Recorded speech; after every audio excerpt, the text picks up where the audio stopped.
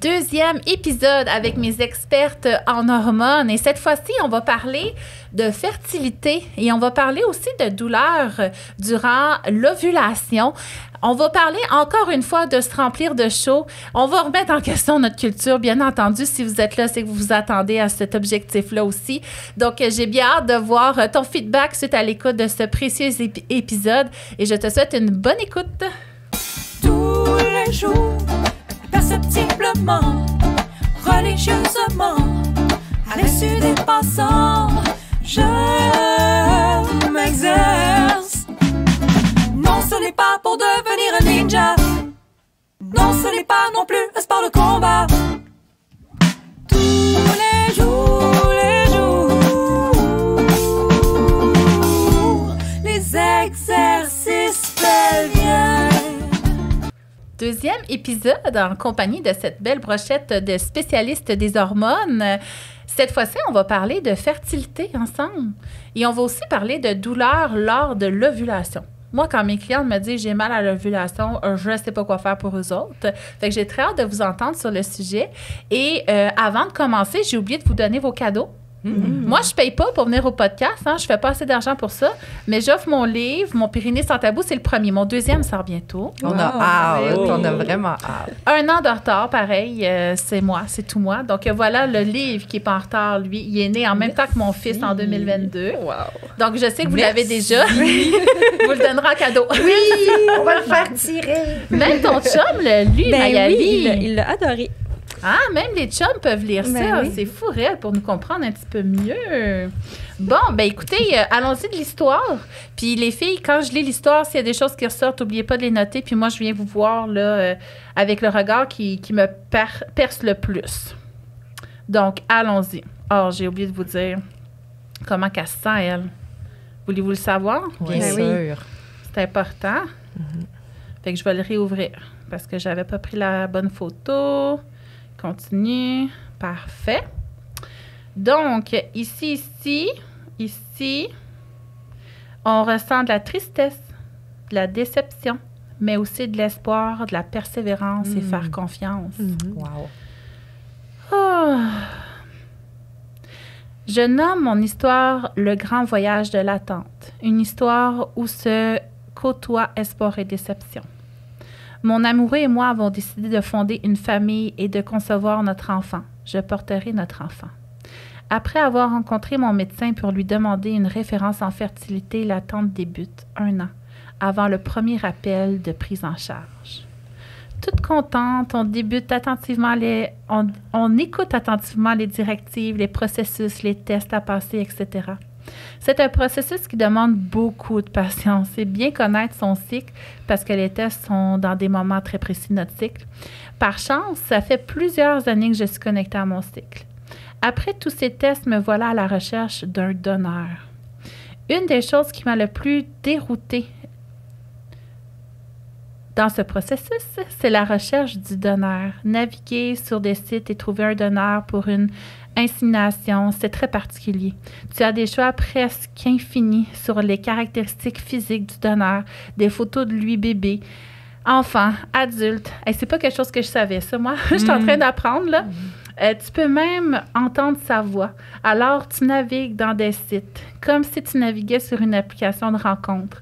Tu cherches la perle rare, le donneur parfait pour toi et ton couple.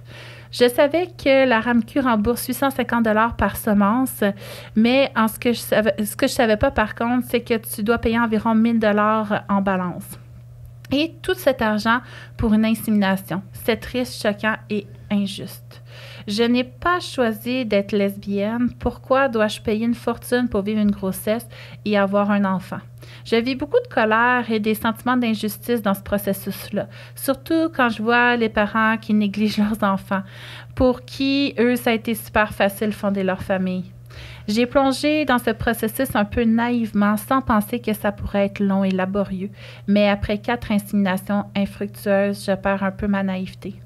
Je tente à chaque insémination de trouver une façon nouvelle de vivre ce moment.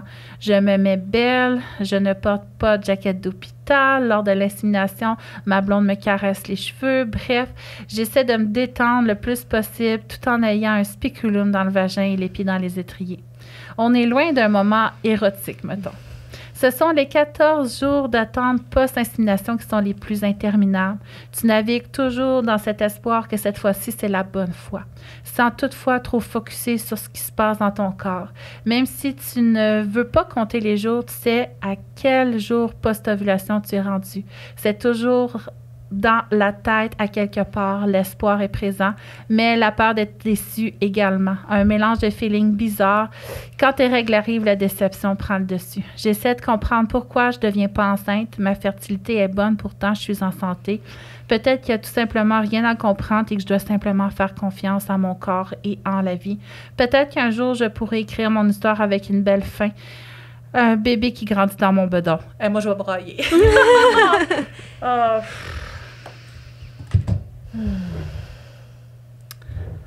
On l'accueille. Puis je sais que vous avez beaucoup de choses à dire. Hein? Vous avez beaucoup de choses à dire à cette maman-là. Qui veut commencer?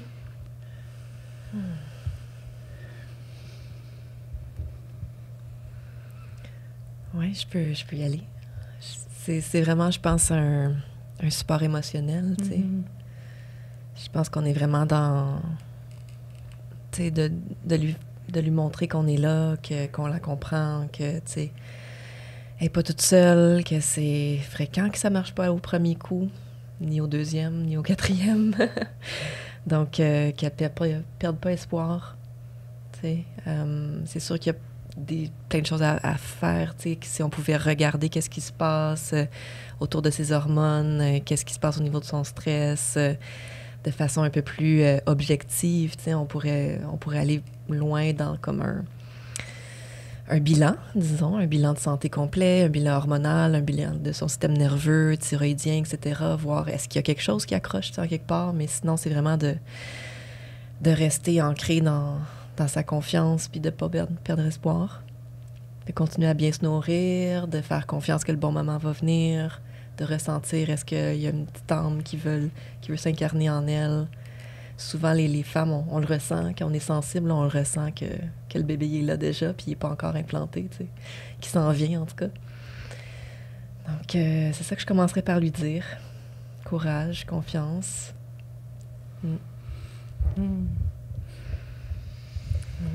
Parfait. Bien, écoutez, moi, j'aurais aimé ça, savoir avec vos connaissances hormonales et vos métiers respectifs, vers où peut-être vous la dirigeriez. Puis là, je sais qu'on n'a pas son bilan personnel, fait qu'on ne pourra pas lui dire « fais ça, c'est ça qui va marcher pour toi ». Ça prend une évaluation. Mais je pense que de voir un peu dans chacun de vos métiers, qu'est-ce que vous pourriez apporter, ça pourrait peut-être l'aider à choisir vers qui se tourner. Qu'est-ce que vous en dites? On fait tout ça? Est-ce que tu veux commencer, Mayali? Ben moi, ce qui me vient en tête, c'est j'ai eu plusieurs clientes qui venaient, qui ont eu des problèmes en fertilité ou avec leur cycle menstruel, puis qui me disaient, mais pourtant, tu sais, j'ai l'impression de tout bien faire, tu sais, je suis en santé, tout ça. Puis plus je questionne, plus je me rends compte qu'on sait peut-être pas exactement c'est quoi être en santé ou c'est quoi les bonnes habitudes à avoir. Tu sais, j'ai beaucoup de clientes, par exemple, qui me disent « Ah ouais, ben tu sais, mon alimentation, ça va super bien. Tu sais, je fais du jeûne intermittent, je me sens bien. » Puis plus on fouille là-dedans, plus on se rend compte que le jeûne intermittent en fertilité, c'est peut-être pas ce qu'il y a de mieux. Fait que plus on questionne, plus on se rend compte que des fois, notre vision de être en santé puis qu'est-ce qui est bon, c'est peut-être pas toujours le cas. Fait que c'est sûr qu'on n'a vraiment pas beaucoup d'informations sur son hygiène de vie, sur ce qui se passe. Mais... Moi, je sais c'est qui, là. OK. J'ai vu le nom, mais je le dis jamais. C'est quelqu'un qui prend vraiment bien soin d'elle, là. C'est quelqu'un de très allumé. C'est sûr que là, on n'aura pas les détails, mais c'est quelqu'un qui fait... En fait, le sport, c'est son métier. Le quoi? Le sport, c'est son métier. OK. Fait qu'elle est très, très... en forme. Puis des fois, là, je parle sans savoir, mais les gens très, très en forme aussi, des fois, ils vont pas se nourrir assez ou manger assez de nutriments. Puis ça aussi, ça peut beaucoup impacter la fertilité. Pas avoir assez de ressources. Le corps, il pense qu'il n'y a pas assez de ressources pour créer un être humain. Fait qu'il va mettre les pédales un petit peu. Fait que ça... Moi, en acupuncture, je dirais... C'est tellement... Ouais, c'est difficile à savoir. Il n'y a pas beaucoup d'informations, mais je travaillerais à s'il y a de la stagnation locale, à ramener du mouvement dans le petit bassin, faire circuler, faire des points aussi pour système nerveux, des émotions, puisqu'en plus, tu sais, plus ça va, plus la tristesse, la déception, il y a des choses. Oui, il y a de l'espoir, mais c'est sûr que c'est émotionnellement chargé aussi. Fait que de voir comment on peut adresser ça. Ça serait principalement ça, en ayant les informations que j'ai. Ouais. Bien, l'acupuncture, vous faites quand même beaucoup de choses au niveau de la fertilité. Oui.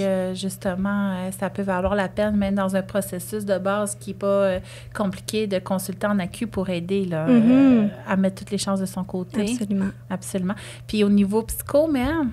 Bien, en fait, j'irais peut-être plus dans le corps et dans le fait d'honorer sa nature cyclique, parce que, bon, on ne l'a pas mentionné, mais je suis aussi yogathérapeute hormonale et pelvienne. Puis, j'ai créé cette approche que j'ai appelée le yoga cycling, qui est basée sur des études de Harvard super intéressantes, où on a réalisé que les femmes qui faisaient beaucoup trop de sport ou qui faisaient beaucoup trop de cardio dans leur phase lutéale et dans leur phase menstruelle, donc prémenstruelle, menstruelle, augmentaient significativement leur sécrétion de cortisol, donc leur stress, et que ce stress-là faisait chuter les chances de devenir enceinte. Fait que t'es en train de me dire que dans la phase qu'on haït tout le monde, on devrait rester caché? On devrait rester tranquille. Comme, OK. pas tranquille dans le sens prendre notre trou, mais tranquille dans le sens où c'est des saisons de notre cycle où on est, où nos hormones descendent, chutent naturellement pour devenir complètement à plat, ou en tout cas le plus à plat du cycle pendant la phase menstruelle. Et notre corps a besoin de beaucoup plus d'énergie pour accomplir ce qu'il a à accomplir. Donc, une façon de le soutenir, c'est de ralentir le rythme. Quand on se sent fatigué, quand on se sent démotivé, quand on file pour être dans une grosse doudou avec une tisane puis un livre ou un film, c'est la vrai. Vérité. C'est nos hormones qui demandent derrière qu'on a besoin. Non, c'est pas parce qu'on n'est pas bonne, c'est pas parce qu'on est lâche, c'est pas parce qu'on est paresseuse, c'est parce que nos hormones sont en descente et que notre corps a besoin de protéger son énergie.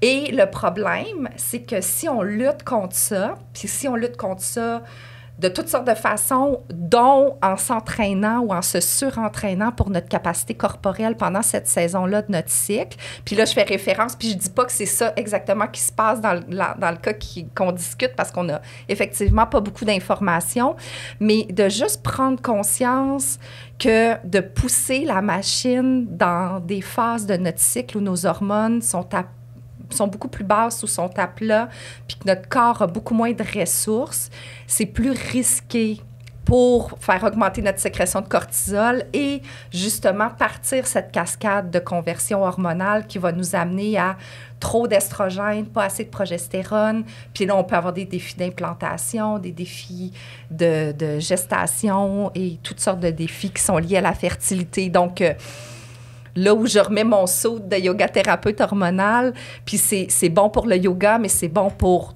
tous les entraînements physiques, d'adapter son entraînement et ses routines de sport et de mouvement à là où on est dans notre cycle peut être une avenue vraiment intéressante. Et sinon... incontournable. Puis là, tu parles en termes de fertilité, mais dans la vraie vie, pour tout le monde. Pour tout le monde. Pour protéger notre cycle menstruel, pour supporter optimalement notre cycle menstruel. On en parlait tantôt de la pyramide. Oui, et notre niveau d'énergie, on en parlait tantôt de la pyramide des hormones. Donc, les premières hormones ou les premières glandes, c'est les surrénales, entre autres. Il y a toute la question de la sécrétion d'insuline. Ensuite, il y a la thyroïde. Puis ensuite, il y a nos hormones sexuelles. Donc, si on veut protéger notre fertilité, si on veut protéger notre cycle, si on veut protéger notre énergie, mentale, notre santé mentale, on doit partir de la base. Notre libido. Notre libido. Et une des façons de protéger ça, c'est de vivre en honorant les saisons de notre cycle menstruel et nos fluctuations hormonales qui sont très saines et normales. Puis là, en termes de sport, mettons, ce serait quoi un cycle de sport dans le mois? Bien, on pourrait le diviser en 2 pour faire ça plus simple. Donc, la phase folliculaire et la phase ovulatoire où on est en montée d'estrogène, on est en montée de testostérone. Donc là, notre corps a beaucoup plus d'énergie naturellement. C'est là où on est plus active. C'est là où on va être beaucoup plus endurante, qu'on va avoir plus de force physique. Donc là, c'est le temps là, de faire plus d'endurance, plus de cardio, plus de force. D'intensité surtout. D'intensité, oui, d'intervalle. Puis découvrir des nouvelles choses. Parce qu'au niveau Oui. physio, c'est après les menstruations, la semaine après les menstruations, qu'on a le plus de proprioception. Oui. Fait que plus de perception à l'intérieur du corps. Fait que c'est là qu'on peut initier des choses compliquées qu'on avait peut-être de la misère il y a 2 semaines. Là, ça va être plus facile. Oui, parce que notre corps est plus réceptif puis il est plus alerte. dedans, Là. c'est Il ça. est plus à l'écoute. Puis tu parlais d'intensité, puis effectivement. Puis quand on arrive en phase prémenstruelle, menstruelle, bien là, on veut vraiment ralentir. Donc, on peut faire de l'endurance, mais aller peut-être à 60-70% de sa capacité au lieu d'être dans le 100-120 puis de se pousser. On veut être plus dans la marche, dans les mouvements lents, dans les étirements, dans le yoga. On veut être en ouverture aussi. Tu parlais tantôt d'ouverture puis de faire circuler l'énergie dans le bassin. Ben, en tout cas, quand je travaille en fertilité, en support de la fertilité, c'est beaucoup ce qu'on fait. Là. On travaille des postures en ouverture, respirer dans son bassin. On veut faire circuler le sang, l'oxygène, l'énergie. Donc, de reconnecter avec notre bassin. Puis ça aussi, c'est quelque chose que je vois souvent dans des défis de fertilité. On est une société, moi j'appelle ça la société tourbillon, où on vit beaucoup dans notre mental. Toute notre énergie est dans le haut puis dans nos extrémités. Puis après ça, on se demande pourquoi on n'a plus de libido, puis pourquoi on a de la misère à concevoir la vie puis à digérer. Mais c'est facile. Toute l'énergie est dans les extrémités puis dans la tête. On n'a plus rien dans le bas du corps. Donc, On juste fuit. de Le baladie. réhabiter. Oui. Le baladie, c'est un bon exercice Oui. avant la fertilité. Ça ramène tellement Oui. de mouvement puis de circulation Oui. dans le petit bassin. Oui, on veut réhabiter notre bassin, on veut réhabiter notre corps, le bas de notre corps, rediriger cette énergie-là. Puis non seulement ça va être bon pour notre système nerveux parasympathique, pour réduire le stress, donc la sécrétion de cortisol, mais on va ramener la vie dans le bassin pour créer la vie éventuellement. Puis mettons, tu t'entraînes pour un marathon, là. Puis là, tu suis ton petit calendrier de l'école du coureur, là, la clinique du coureur. Puis là, on t'écoute parler en ce moment. Oui. Ça va-tu faire qu'on performe moins au bout du compte ou on va performer plus au bout du compte de respecter ce On va cycle-là? performer plus parce que notre corps va être beaucoup plus aligné avec sa nature profonde. Notre nature profonde, c'est d'être des êtres cycliques. Tu en as bien parlé dans ta présentation, Maëlie, dans l'épisode précédent. On est des êtres cycliques. Donc, plus on va honorer nos fluctuations hormonales naturelles, donc nos fluctuations d'énergie, nos fluctuations d'humeur, nos fluctuations de capacité physique, bien, plus notre corps va être en harmonie, puis plus il va nous donner le maximum de lui-même. Il y a moins de risques de blessures, d'épuisement. Tu sais, souvent, les sportifs, je travaille beaucoup avec des sportives aussi. Puis, c'est ça qui les empêche de performer, en fait. C'est les blessures, puis c'est l'épuisement. Tu sais, puis quand on entre en épuisement, c'est pourquoi? C'est souvent parce que, justement, on n'a pas écouté nos phases hormonales. Puis, en s'alignant avec, juste en tweakant, là, si on peut dire, un petit peu son entraînement, en comprenant où est-ce qu'on est rendu dans le cycle, puis comment nos hormones agissent à ce moment-là, là, on peut juste changer. Tu sais, ça peut être des changements très simples. De la façon dont on va courir, justement. Tu sais, justement, on est plus en endurance, comme tu disais, dans la phase lutéale, avec pas d'intensité, idéalement. Donc, on va faire une longue. Tu sais, ça va être notre petit... Bien là, ça dépend d'où on part aussi. Est-ce qu'on parle, dans le fond, à une sportive qui a des années d'entraînement derrière elle, ou c'est quelqu'un qui s'entraîne pour un marathon, ou c'est la première fois, là, elle n'a jamais couru? C'est sûr que les recommandations vont être complètement différentes aussi à ce moment-là. Donc, il faut voir d'où on part, puis justement, juste d'aligner, c'est ça. Donc, de faire un petit peu plus d'endurance en deuxième partie du cycle, un peu plus d'intensité, de sprint, d'intervalle en première partie du cycle. Puis, idéalement, ben, tu sais, jour 1, jour 2, peut-être... Prendre une pause. Prendre une pause, exactement, c'est le bon temps. Fait que, tu sais, en fait, c'est pas le mardi, je vais au CrossFit, puis le Non. mercredi, je fais 5. Tu Non. sais, c'est plus, OK, semaine 1. Oui. C'est ça. Notre J'ai 2 lundi, jours là, de c'est les- doudou. Après ça, je recommence le Oui, yoga ouais. tranquille. Puis là, tu sais, on remonte. Puis là, oh my God, là, je suis Oui. vraiment Quand les connectée. estrogènes kick in là, dans On les sent. 3, 4, 5 jours, jour 3, 4, 5, dépendamment des personnes, là, on peut repartir. Puis Là. graduellement. Puis graduellement, aussi. Souvent, on oui. repart trop Oui. rapidement, puis là, on s'épuise. Puis, tu sais, les SPM ou tu sais, la fatigue qu'on va ressentir dans les SPM ou les variations de l'humeur ou la gravité, disons, de ce qu'on vit avant les règles ou pendant les règles aussi, c'est dû à comment on s'est écouté avant, tout le long de notre cycle. Tellement. C'est un reflet, dans le fond, de est-ce que tu t'es vraiment écouté, tu sais, au début de ton cycle, pendant tes règles? Est-ce que tu t'es reposé? Moi, je pense que c'est ça qui m'a mis enceinte, en fait. C'est d'apprendre ça. Oui. Puis moi, j'ai la chance, tu sais, dans mon métier, de pouvoir choisir quand je travaille, de quelle façon je travaille. Fait que c'est facile pour moi de dire, OK, ben là, je vais mettre un spectacle, là, j'ovule, tu sais, je vais m'afficher ici, j'ovule. Là, on est toutes menstruées, puis on est en podcast, là. Donc, ce qu'on fait là, mais ça a donné de même, coudonc. Mais c'est facile pour moi. Mais tu sais, quelqu'un qui a un 9 à 5, là, comment il pourrait honorer son cycle hormonal pour honorer sa santé mentale, sa libido, sa cortisol, toutes ces affaires-là? Oui, Qu'est-ce qu'il ça pourrait part. faire? Je pense que ça part vraiment de l'intention. Oui. Tu sais, de la compréhension de où est-ce qu'on est, puis de l'intention. Tu sais, c'est pas d'annuler toutes ces journées de travail, les jours 1 et 2, là, tu sais. Mais ça serait quand même le fun, un petit congé Il y a menstruel. des pays. Ben oui, c'est ça, j'allais dire. s'installer. Oui. Il y a des Ça pays serait qui ont des vraiment le congés fun. menstruels. Oui. Ouais. Puis On tu sais, fait du chemin c'est possible, ça tranquillement. s'en vient. Oui. Je Parce pense qu'en que- fait, de laisser ce congé-là de 2 jours, ça fait juste qu'après, on revient vraiment plus énergique Ben oui. que de faire semblant que tout va bien Puis il y a des quand on est en entreprises plein qui l'ont dedans. compris, ça, que Ben les oui. femmes sont beaucoup plus productives, puis ils vont être beaucoup plus performantes quand on va leur permettre d'honorer leur cycle. Puis Absolument. notre cerveau change aussi pendant Oui, notre ouais. cycle. Fait qu'au travail, les tâches qu'on peut faire, on peut les planifier selon où est-ce qu'on est dans notre cycle. Puis moi, quelqu'un de... Tu sais, j'ai toujours été dans la performance. là. Ouais. J'ai déjà fait une compétition de gymnastique en pneumonie. Parce que sinon, j'allais pas pouvoir aller aux provinciaux. Tu sais, fait que tu vois comment j'ai été élevée. Mettons, quelqu'un de performant, tu sais, moi, personnellement, je faisais mes tâches, puis j'étais frustrée que ça marche pas comme d'habitude. Puis là, je me disais, qu'est-ce qui m'arrive? Je me comprenais plus. OK? Mettons, là, tu viens de dire ça, là. Comment tu l'interprètes? Tu sais, concrètement, comment tu suggérais à quelqu'un de l'appliquer à sa réalité de travail? C'est quelle tâche qu'on devrait faire à quel moment, par exemple? Mais la première semaine, c'est beaucoup... Première semaine, c'est menstruer. menstruer, oui. C'est beaucoup l'intuition qui est présente, des nouvelles idées, des nouvelles idées, l'inspiration. La deuxième semaine, c'est Fait qu'on est créatif. créative, oui, et tu sais, faire des... C'est un peu... Oui, c'est puis planifier tranquillement le mois. Qu'est-ce qu'on va faire pendant le mois.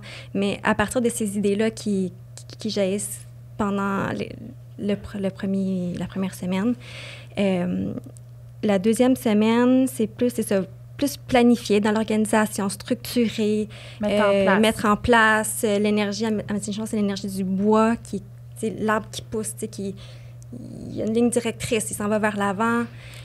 Pendant l'ovulation, c'est un bon moment pour, si on a des meetings, s'il faut qu'on parle devant le monde, c'est là où on est le plus rayonnante, où on a la parole, où c'est le plus...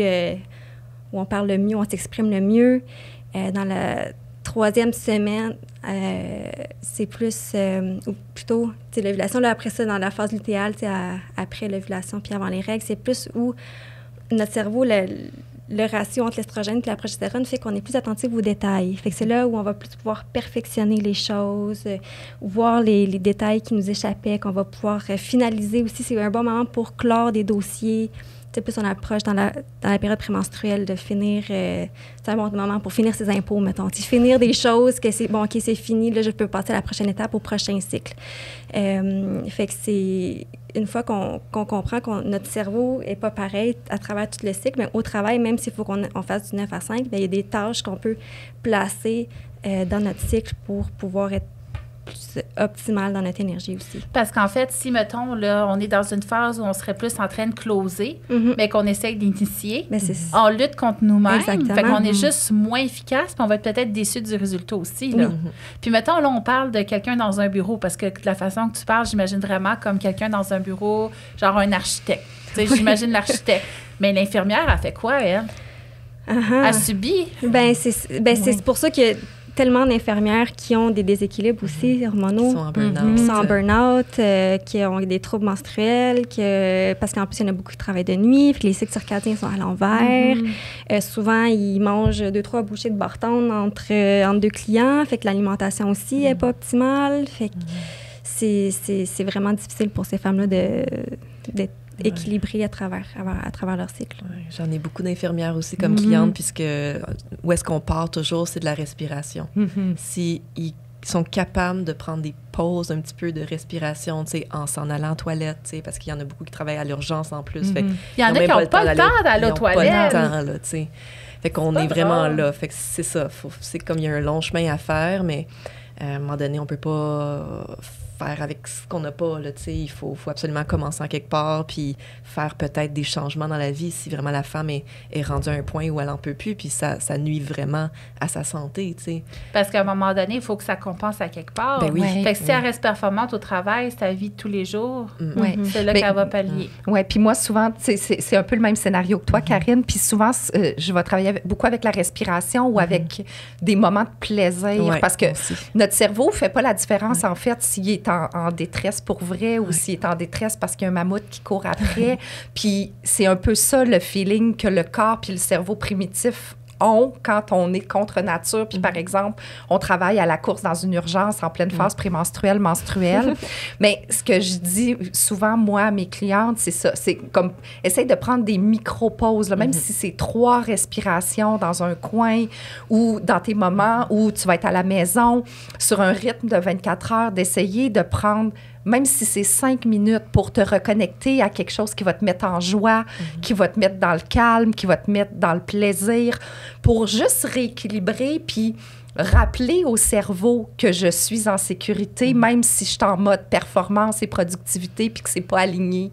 Juste rappeler que le calme existe encore puis qu'il n'y en a pas de mammouth.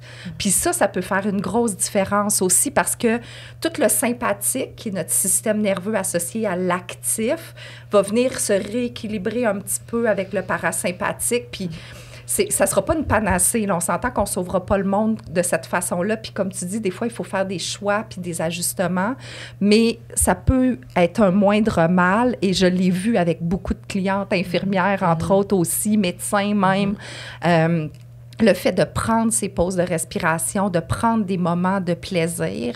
Parce que ça aussi, on n'en a pas parlé, mais c'est quelque chose qui nous habite pas nécessairement plus, mais qu'on est tellement focalisé sur les tâches, sur la performance, sur la productivité, qu'on oublie d'avoir du fun. On oublie d'exister, puis ça fait pas de sens. On oublie d'exister. Ça fait pas de sens. Puis tu sais, ça, puis... mettons, à l'ère paléolithique, là, les tâches de survie, c'était 3 heures. Le restant du temps, on créait, on communiquait, on faisait des parties, puis on chantait, tu sais. Puis on peinturait ces roches. C'est ça, la nature humaine. Ça fait aucun sens. On est fait pour ça. On est fait pour être dans le parasympathique, en fait. On est programmé. Tout est inversé dans le système nerveux. Donc là, on a un système nerveux qui est tout le temps sur le sympathique, puis ça devient la nouvelle norme des gens. Puis on les gens me disent, nos petits de même. C'est ça va très bien. Non, je suis pas stressée, moi. Ah oui, j'aime ça être super occupée. Moi, ça me drive, tu sais. Mais finalement, la personne est sur l'adrénaline complètement, puis elle n'a pas conscience que cette adrénaline-là a un impact sur sa santé hormonale, c'est certain. C'est comme tu parlais, Mélanie, tu sais, c'est le système nerveux va toujours, ou le corps plutôt, va toujours privilégier la survie à la reproduction. Donc, c'est le vol de prégnénolone, qu'on appelle. Donc, tu sais, il va toujours faire en premier du cortisol, puis s'il reste de l'allopregnénolone, le gros mot scientifique, mais il va faire après ça de la progestérone. Et s'il n'y a plus de jus, s'il a tout donné pour faire son cortisol, il n'y en a plus pour faire la progestérone. Puis c'est ça notre hormone pour la fertilité, tu sais, qu'on veut maximiser le plus possible. Alors, la plupart des femmes, c'est la grande maladie de notre société, c'est qu'on est en manque de progestérone. La belle progestérone qui va nous calmer, qui est anxiolytique, qui va stimuler les récepteurs de GABA, qui est une préhormone aussi, un neurotransmetteur qui calme le cerveau. puis la progestérone qui est très diminuée avec la pilule contraceptive. Complètement. Oui, complètement. Absolument. Puis qui chute naturellement qui aussi à partir de la mi-trentaine. Donc, tous ces facteurs-là mis ensemble, ça fait en sorte que ça peut devenir compliqué. Puis c'est pas pour rien que les défis de fertilité, ça explose en ce moment, là. Puis on est plus à risque de suicide aussi, Ouais. autour de 38 à 48 ans. Ça doit être à cause de ça, j'imagine. Puis même en préménopause, en fait, le groupe de femmes qui sont les plus à risque de suicide, c'est les femmes en préménopause. Ouais. 45-50 ans. C'est ça. Fait qu'autour de 48 Ouais. ans, c'est là qu'on est le C'est plus ça. à risque. Quand parce qu'on est les le plus en hormones détresse. chutent. Oui, les hormones Mais on va en chutent parler de la considérablement. ménopause, puis on va parler aussi des moyens de contraception. Là, je t'ai vu prendre une petite note. Oui, ben en fait, c'est parce que tu parlais tantôt de l'adrénaline puis du cortisol, à quel point on vit là-dessus. Puis ça, c'est... souvent, je le vois en clinique. Tu sais, des fois, j'ai des clientes qui sortent de mon bureau et disent « J'ai tellement été fatiguée après ton traitement. Mais c'est pas le traitement qui t'a rendu fatiguée. C'est que la fatigue était déjà là, mais tu t'en rends pas compte parce que tu vis sur les hormones du stress. Fait que des fois, c'est ça. C'est comme, mais tu sais, je suis pas fatiguée, c'est correct, je peux continuer. Pas besoin de me reposer, même si j'ai mes règles, même si je suis en période prémenstruelle, mais... C'est pour ça qu'on a la grippe à Noël. Ben, Oui, on relâche. C'est pas, tu sais, l'acupuncture, c'est Noël, en fait. ben c'est ça. C'est les vacances. C'est les vacances. C'est l'effet du parasympathique qu'on n'est pas habitué. C'est Dans ça. le fond, on n'est pas habitué d'être vrai. relax. Comme en ce moment, je me sens dans mon parasympathique. Tu sais, Ah, c'est bien! Oui, parce que je Parce suis qu'on est aussi rushé, dans c'est mon 4 jour 1. épisodes en 4 heures, puis on n'a pas le temps de manger. Fait que je suis contente. Mais c'est vraiment mon jour 1. C'est vraiment ma chute hormonale qui fait ça, tu sais. Fait que je me sens détendue, mais je l'embrasse. Je l'accepte. Mon ton de voix est pas pareil. Comment je bouge est pas pareil. Puis ça, c'est parce que j'ai appris avec les années à l'embrasser, à l'accepter. Il y a 5 ans, j'aurais pas été comme ça. Je me serais forcée à être plus dynamique, plus comme, tu sais, OK, let's go, tu sais. Moi aussi. Ouais, C'est mieux maintenant. c'est mieux, hein? Mais ça Puis on est moins s'apprend. fatigué. Ça s'apprend. Ça s'apprend, Ouais. puis on dirait que quand j'essaye de faire semblant, ça me tente plus. Ça me Mais c'est comme plus possible, une fois Non, qu'on a c'est plus goûté possible. à ça, À être honnête. d'honorer, de valser avec nos valses hormonales, puis d'être honnête avec nous-mêmes, puis d'être aligné avec ce qui est là profondément.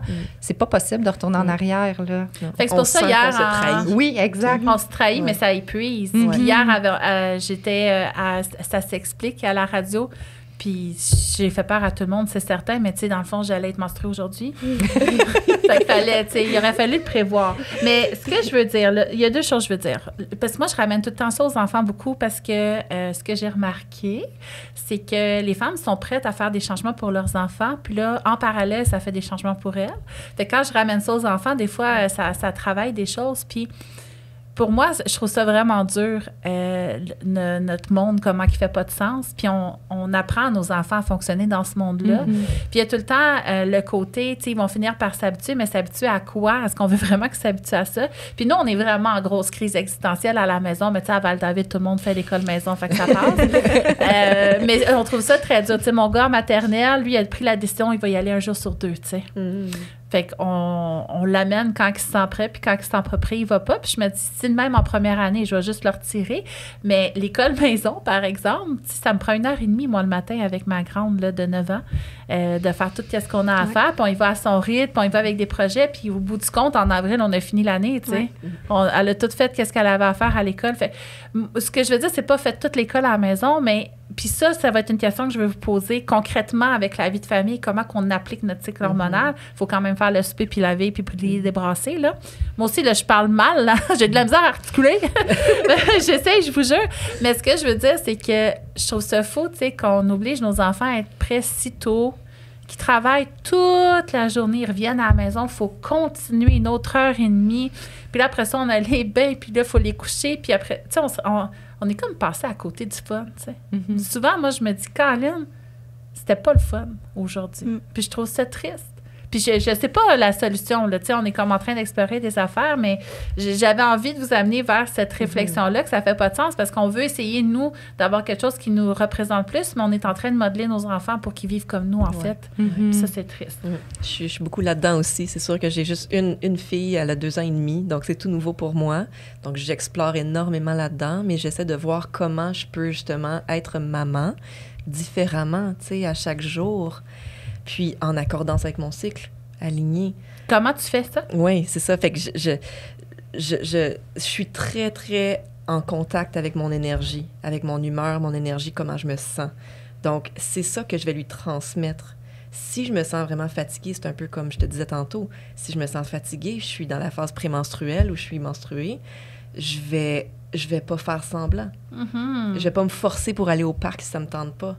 Je vais demander soit à mon conjoint. C'est sûr qu'avoir du support, c'est très, très aidant. Je souhaite à toutes les femmes d'avoir un village. Et oui, ça, c'est une autre... Ça, c'est un autre épisode, ça. Un autre épisode. Le faux village qu'on nous dit. Le faux village, exactement. Donc ça, je suis en carence de village aussi, je comprends, tout à fait. Mais je prends mon petit village, qui est ma petite bulle familiale, dans le fond, puis j'essaie qu'on se tienne le plus possible là-dedans. Puis mon conjoint, il est assez compréhensif par rapport à ça, donc je suis chanceuse. Mais je vais jamais faire semblant, puis je vais toujours... penser à des activités qui vont être en accord, en alignement avec comment je me sens. Si vraiment je suis fatiguée puis j'ai envie de m'écraser sur le sofa, mais je me sens pas trop mal dans ces temps-là d'allumer la télé, puis ma fille va être contente, puis on va se coucher ensemble, je vais lui flatter les cheveux, fait que ça va être un beau moment de contact ensemble. Moi, je trouve que c'est beau, puis c'est quelque chose qu'on a appliqué à la maison aussi. Avant même, moi, ma plus vieille a 12 ans, fait qu'avant même qu'elle soit menstruée, je voulais qu'elle voie que menstruée, maman se reposait. Puis le repos dans notre société, c'est vu comme on le mérite, c'est ça. ou ça prend une excuse pour l'avoir si on est fainéant. Fait que c'est super triste, mais en fait, le repos, c'est la base pour nous faire fonctionner, puis c'est nécessaire. Puis moi, je suis en train d'apprendre à dire, faut que je me repose, sans culpabiliser, puis sans le justifier. Juste de dire non parce que ça me tente de rien faire. Tu sais, souvent, c'est « oh non, parce que j'ai ci. Oh non, parce que j'ai ça. » Mais ça peut être « oh non, je fais rien. » Bref, mijotons cela un peu. Mais merci pour ton truc. Avez-vous des trucs aussi pour mélanger hormones et famille? Bien, moi, c'est un livre qui s'appelle « Chasseurs-cueilleurs parents ». Peut-être vous l'avez lu, qui a vraiment comme changé ma vision. C'est un titre très paléolithique, ça. Oui. Puis dans le livre, elle dit à quel point les enfants ils ont envie puis besoin de faire partie de la famille, de nous aider dans les tâches. Fait que moi, pour l'instant, notre fils, il va pas à la garderie parce qu'on n'a pas de garderie. Puis c'est comme ça. Fait qu'avec nos horaires, on s'alterne les gardes. Puis quand il fait sa sieste pendant 2 heures, au lieu de clencher la vaisselle, le lavage, le ménage, je fais autre chose. Je me repose, je fais ce que j'ai envie de faire. Puis j'attends qu'il se réveille pour faire ces tâches-là avec lui. Fait que, puis il aime tellement ça, là. Les enfants, ils aiment tellement ça faire comme nous aider. Fait que je m'assois avec lui, on plie le linge ensemble. Ben, il plie pas vraiment le linge, mais il déplie. On cuisine ensemble. Quand je passe, sa chose préférée au monde, c'est passer la mop, passer l'aspirateur. Il aime tellement ça. C'est casser des œufs. Oui, c'est ça. Mais il est vraiment bon. Il n'y a même plus de coquilles. Il y a 2 ans, là. Wow. Il casse des œufs efficacement. Ben c'est ça. Il aime tellement ça. Fait que oui, ça prend vraiment plus de temps à faire les tâches. C'est vraiment plus long. Mais en même temps, ça fait que tout le temps où il dort, où il est occupé, ben moi, je peux faire des choses qui me font du bien, qui me ressourcent. Puis après ça, on profite de ce temps-là ensemble pour faire les tâches de la maison. Puis en même temps, ben ça y apprend tranquillement, tu sais, à contribuer, puis être un membre actif de la famille. Puis il aime tellement ça. Fait que ça, c'est un bon moyen pour moi, à travers mon cycle. Justement, quand je suis plus fatiguée, ben pendant ces siestes, ben, je vais vraiment me reposer, je vais lire, je vais faire une sieste moi aussi. Puis bon, tu sais, je suis consciente qu'il y en a qui travaillent du 9 à 5 puis qui peuvent pas faire ça, mais là, ils arrivent à la maison, puis une fois que l'enfant est couché, là, ils font toutes les tâches, mais d'inclure les enfants dans les tâches au lieu de se planifier plein d'activités à faire avec eux puis de disperser notre énergie à faire des affaires qu'on n'a pas vraiment envie de faire. Ben, ça, on se dissocie. Ben, c'est ça. Puis, tu sais, ça fait aucun sens, là. Je veux dire, ça fait beaucoup de sens, mais ça fait aucun sens qu'est-ce qu'on nous exige. Mais je pense que les jeunes qui rentrent sur le marché du travail, ils ont catché. Tu sais, là, on en voit. En tout cas, moi, j'écoute TikTok, ça me fait beaucoup rire, TikTok. Puis, il y a une entrepreneuse qui, elle a sa compagnie, puis elle fait des petits sketchs humoristiques, puis elle dit qu'une des nouvelles employées, elle dit « Regarde, moi, je vais juste rentrer quand il pleut dehors, tu sais. Fait que je pense que ça fait comment faire rouler une entreprise dans ces circonstances-là. Mais puis d'un autre côté, mon conjoint qui était dans la construction avant, il disait hey, les jeunes, quand le chiffre est fini, ils partent.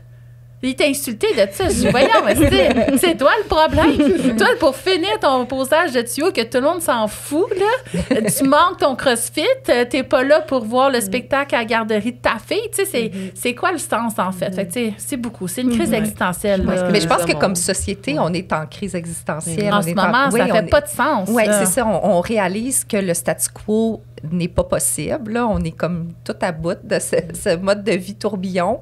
Puis on ne sait pas trop encore où est-ce qu'on veut aller ou puis comment on va l'articuler. Mais effectivement, puis j'avais juste envie de refaire une petite parenthèse sur le travail, pas travail, mais famille et mode de vie menstruel.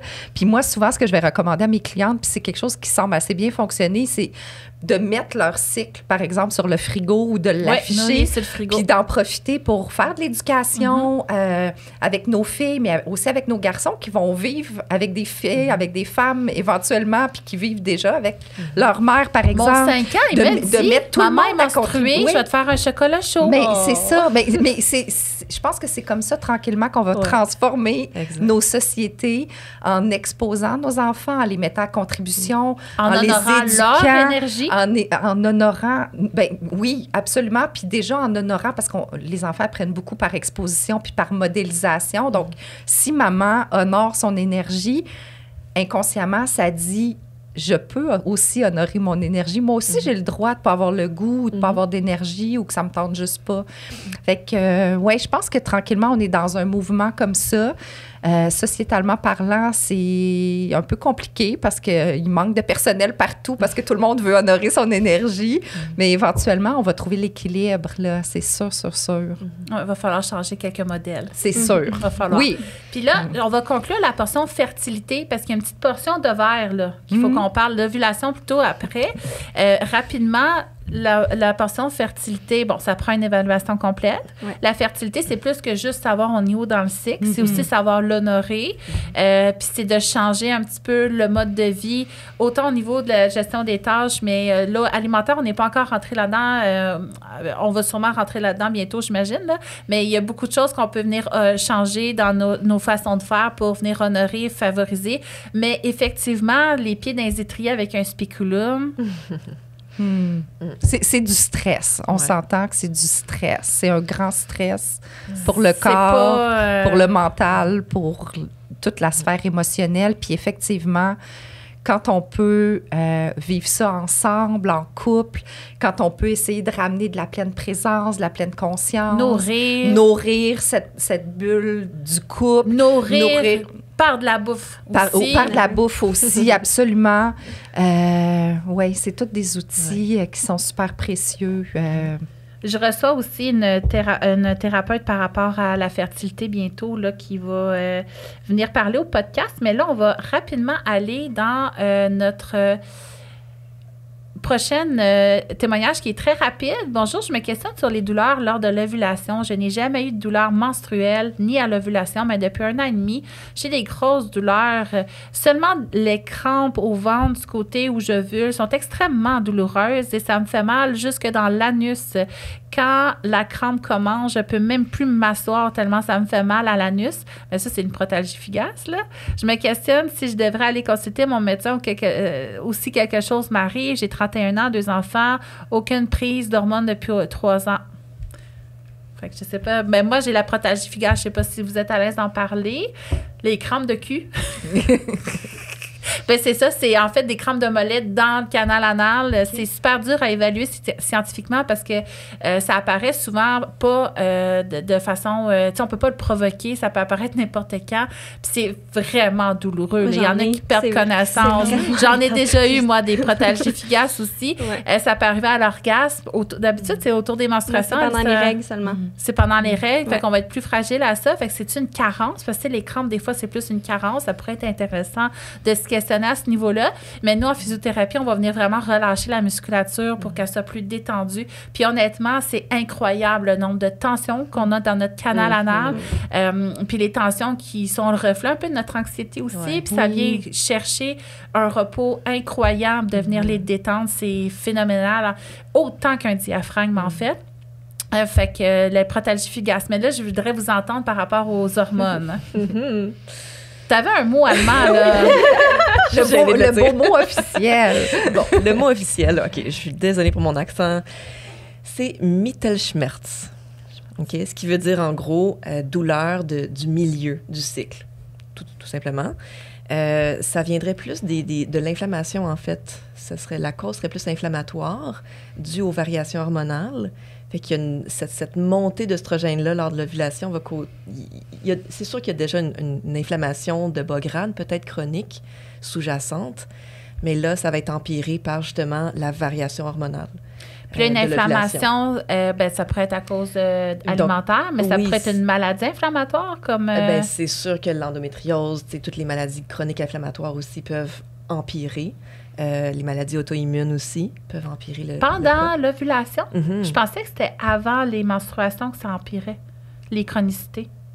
Les deux, ça peut être les deux. À partir du moment où il y a des variations hormonales, puis il y a quand même une chute hormonale qui est liée à l'ovulation. Après. Donc, toutes les chutes hormonales, généralement, peuvent être liées à des poussées inflammatoires. Là. Donc, c'est pour ça que ça peut arriver à différents moments. Ça, dans le bilan sanguin, est-ce qu'on le verrait? Pas nécessairement. C'est ça, c'est une montée de prostaglandine. C'est des petites molécules inflammatoires, justement, qui vont augmenter les contractions, comme ce qui cause, excuse-moi, les crampes pendant les règles, c'est aussi des prostaglandines. Puis on en veut des prostaglandines. C'est ça qui fait la contraction de l'endomètre pour que ça sorte, justement.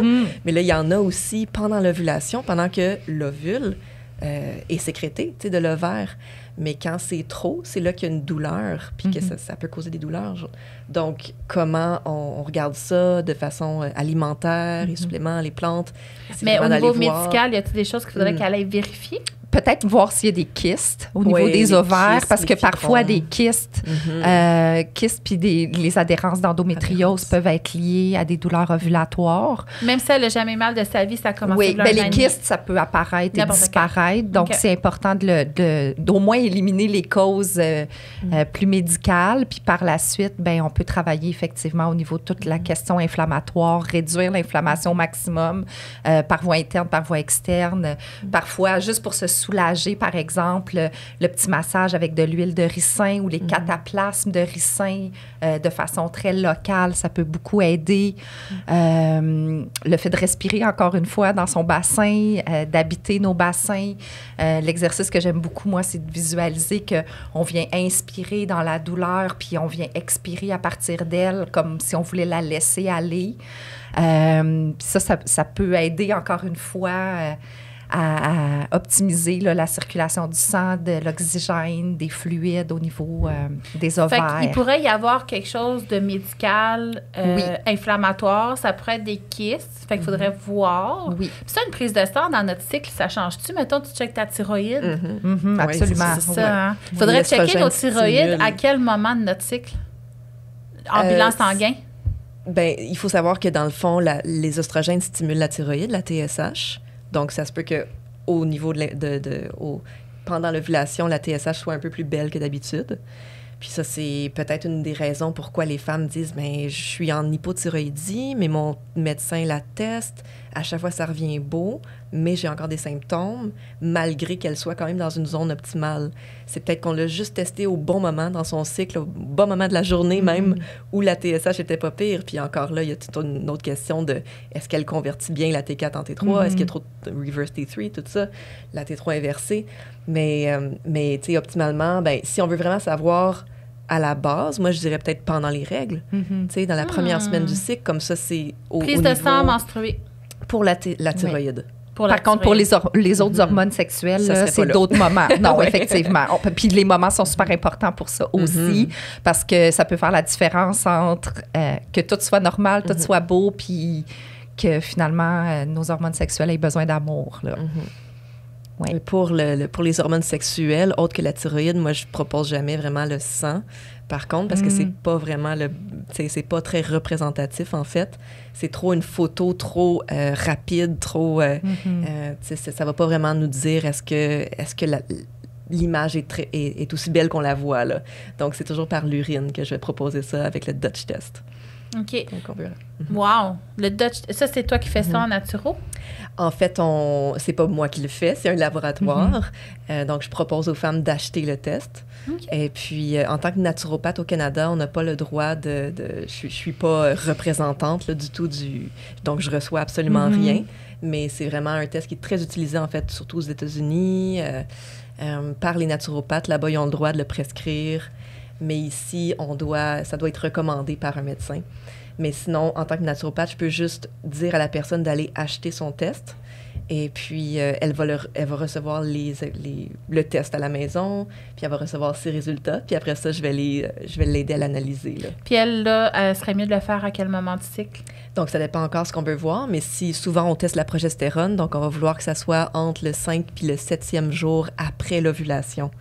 Donc là, il y a comme une question il faut suivre son cycle, tu sais, pour savoir quand est-ce qu'on ovule. C'est fascinant tout ça. Fait que là, en fait, là, cette cliente-là qui a des douleurs, il y a quand même beaucoup de choses à faire. Mais oui, toujours. Toujours quelque chose à faire. Oui, toujours. Il y a toujours des solutions, il y a toujours des options. Pour sa protagie fugace, moi, j'aimerais ça aller voir ses tensions. Tu sais, moi, c'est très mécanique en physio, là. Mais il y aurait toute l'analyse le ovaire polycystique, il y aurait toute l'analyse inflammatoire. Fait que ça serait pertinent de la consulter. CRP. OK. Mais concluons. On est-tu prête à ça? Parce que quand je regarde l'heure, on serait dû. Ça va. Fait que pour la fertilité... je pense que je conclurais ça encore en se remplissant de chaud. Colin, on va conclure ça même à chaque fois. Mais on en manque de chaleur. On n'est pas rempli. Puis pour vrai, les bases de la santé hormonale, c'est les bases. Là. Peu importe qu'on adresse la fertilité, l'endométriose, les règles douloureuses, les règles abondantes, les bases, c'est les bases. On revient toujours à l'alimentation, le sommeil, le stress puis l'activité physique. C'est nos 4 piliers. Oui. Fait que comment ils sont, de là. est-ce qu'ils sont alignés avec ton cycle? On veut vraiment aligner notre vie avec notre cycle en fertilité. C'est beaucoup ça. Puis il y a tellement de subtilités auxquelles on ne penserait pas des fois que c'est bien de... Je pense que j'ai envie de conclure en faisant la morale. On fait ça? Parfait. Tu sais, notre liste de tâches, puis j'en parle tout le temps, là, c'est pas valeureux de faire des crochets sur toute notre liste de tâches, puis si on a de l'énergie, de la garder pour nous à la fin. Parce que ça n'arrive jamais, ça. Cette liste de tâches-là, là, c'est pas le sens de la vie. Sacrez-moi ça à côté. On s'en fout qu'elle soit tachée, ton armoire, OK? Ramenons ça à nous un peu plus. Ça, c'est valeureux. Moi, j'appelle ça la to-do list, mais T-O-D-O-U-X. Puis dans cette to-do list-là, il y a des moments d'auto-soin, il y a des moments de remplissage de tasses, il y a des moments de plaisir aussi. Il faut désapprendre qu'être égoïste, c'est mal. Il faut pas... à un moment donné, il faut être égoïste un peu. Il faut le charger notre téléphone pour pouvoir appeler. Oui, exactement. Il faut se passer en premier. En tant que femme, on donne tellement, mais pour donner, il faut recevoir. Oui, puis il faut se remplir. On ne peut pas donner d'un espace vide. Parce qu'on s'est fait dire que c'était notre rôle. Fait que dès qu'on on est bien conditionnés. On est bien conditionnés. La jeune fille, la mère, celle qui donne, la Vierge Marie. La vocation, celle qui a une vocation. Bien, merci les filles pour ce bel épisode. Je pense qu'il est allé dans tous les sens. Je vais essayer de résumer ça dans l'intro tantôt, mais merci d'être là encore une fois avec nous, puis j'ai très hâte au prochain. Merci à toi. Les exercices péniens.